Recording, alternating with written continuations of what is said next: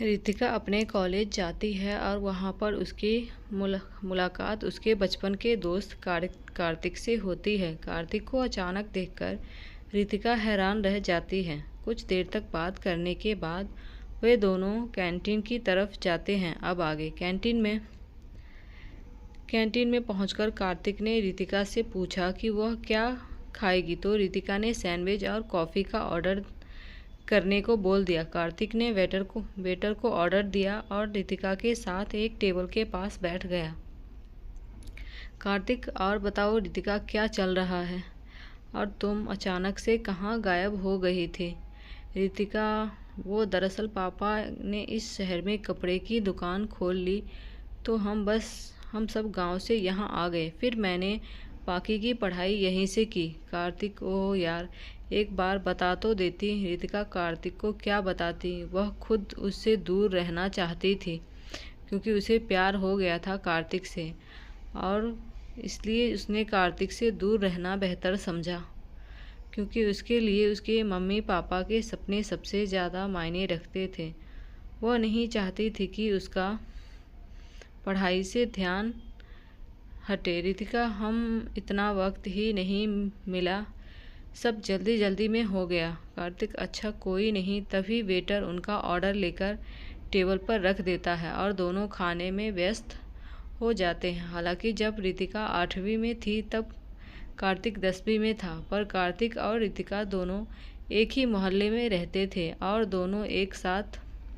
दोनों का साथ साथ ही स्कूल जाना होता था। बस इस वजह से दोनों में दोस्ती हो गई, और वो भी पक्की वाली। इसी बीच कब रितिका को कार्तिक से प्यार हो गया उसे खुद नहीं पता चला। कार्तिक सैंडविच खाते हुए, रितिका तुम इतनी शांत क्यों हो? क्या तुम्हें अपने दोस्त से मिलकर खुशी नहीं हुई?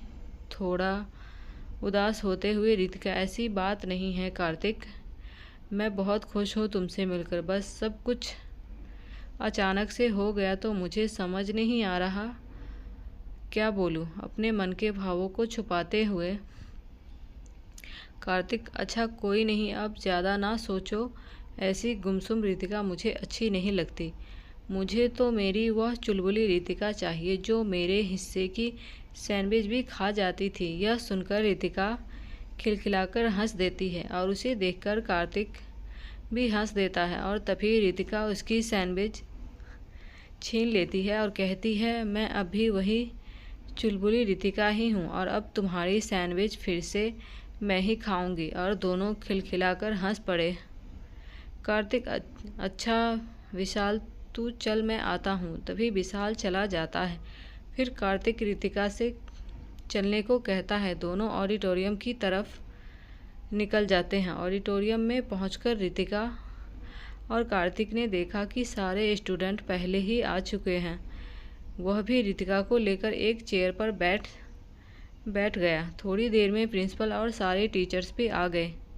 बारी बारी से सबको इंट्रोड्यूस कराया गया। इन सब में लगभग 2 घंटे लग गए। फिर सब बाहर आ गए, कोई कैंटीन में तो कोई क्लासरूम में तो कोई स्टूडेंट गार्डन में चले गए। रितिका भी क्लासरूम की तरफ जाने लगी कि तभी पीछे से कार्तिक की आवाज़ आई। कार्तिक, कहाँ जा रही हो रितिका?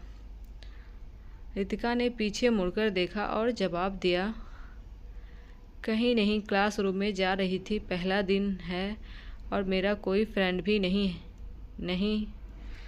नहीं यहाँ।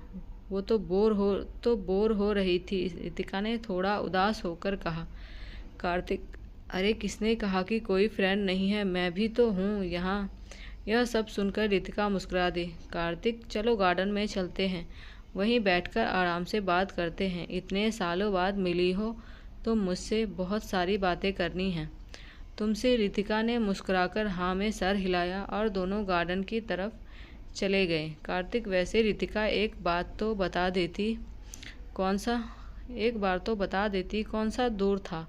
उसी में मोहल्ले में तो मैं रहता था, पर तुमने बताया तक नहीं कि तुम शहर छोड़कर जा रही हो हमेशा के लिए। रितिका, सॉरी कार्तिक, सब कुछ इतना जल्दी हुआ कि मौका ही नहीं मिला। कार्तिक, चलो कोई नहीं, अब तो मिल गई ना, अब अचानक से मत चली जाना कहीं। और दोनों खिलखिलाकर हंस पड़े। वैसे रितिका, तुम्हें पता है कि तुम मेरी सच में बेस्ट फ्रेंड थी और हो। तुम्हारे जाने के बाद मैंने बहुत बहुत मिस किया तुम्हें। वहाँ उस शहर में मेरा कोई नहीं था तुम्हारे अलावा।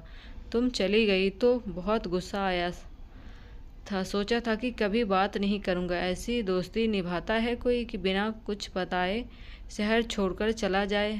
चहलकदमी करते हुए कार्तिक ने रितिका से कहा।